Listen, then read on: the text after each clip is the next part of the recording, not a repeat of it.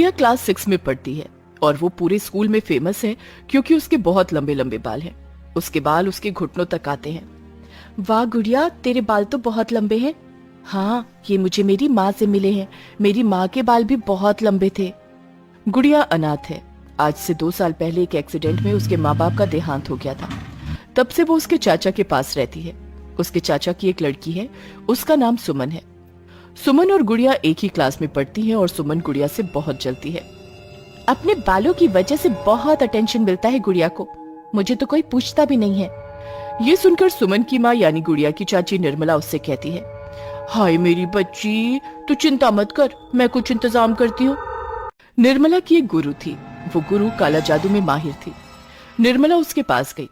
गुरुजी, आपको मेरी बेटी की मदद करनी होगी। ऐसा कुछ कीजिए जिससे मेरी बेटी के बाल गुड़िया के जैसे हो जाए और गुड़िया गंजी हो जाए। तो चिंता मत कर बेटी, ये ले दवाई। इसे रोज रात को दूध में मिलाकर गुड़िया को और तेरी बेटी को पिला देना, तेरा काम हो जाएगा। निर्मला खुश होकर घर लौट आई और हर रात दूध में दवाई मिलाकर दोनों को पिलाने लगी। 1 हफ्ते बाद गुड़िया के बाल झड़ने शुरू हो गए।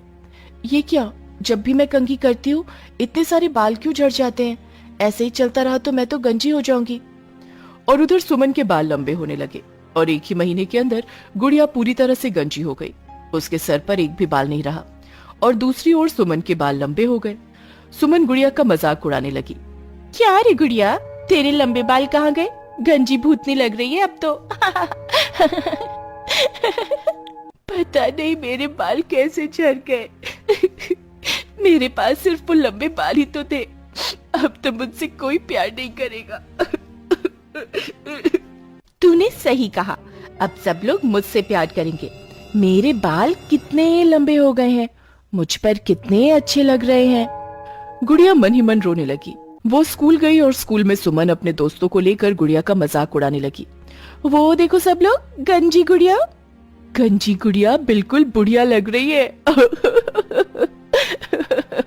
सभी गुड़िया पर हंसने लगे।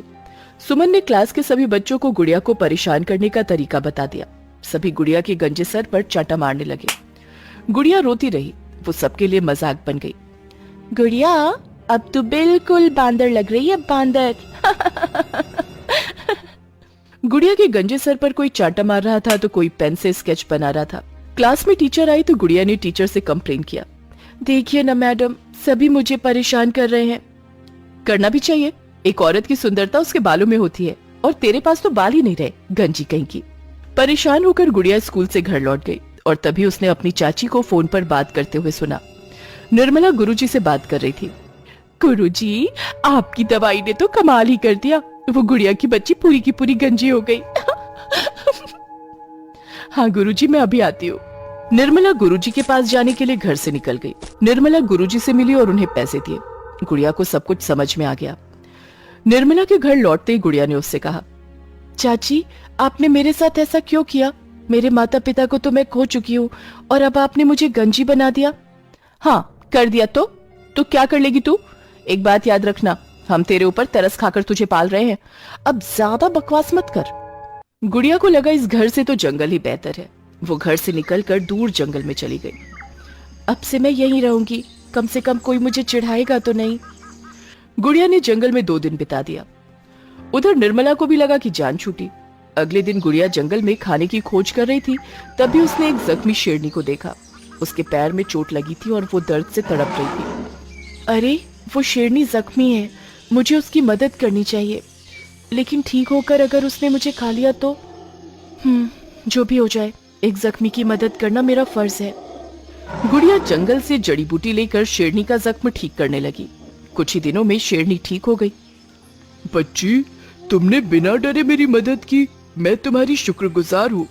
तो क्या अब तुम मुझे खा लोगी क्योंकि तुम तो शेरनी हो?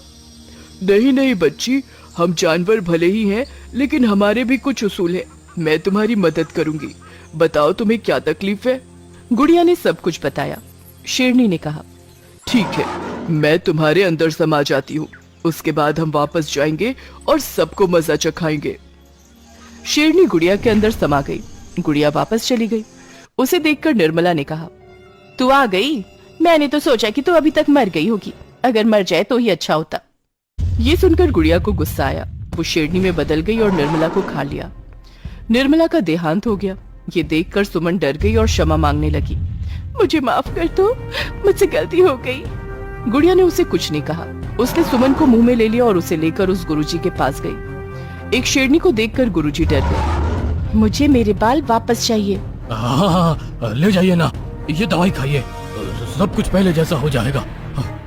गुड़िया ने दवाई खाई और वो शेरनी रूप से इंसान के रूप में वापस आ गई। उसके लंबे बाल लौट आए और सुमन बिल्कुल गंजी हो गई। वो सिसक सिसक कर रोने लगी। इसके बाद उस घर में गुड़िया राज करने लगी। सुमन डर के मारे गुड़िया की नौकरानी बन गई और ऐसे ही शेरनी बनकर गुड़िया खुशी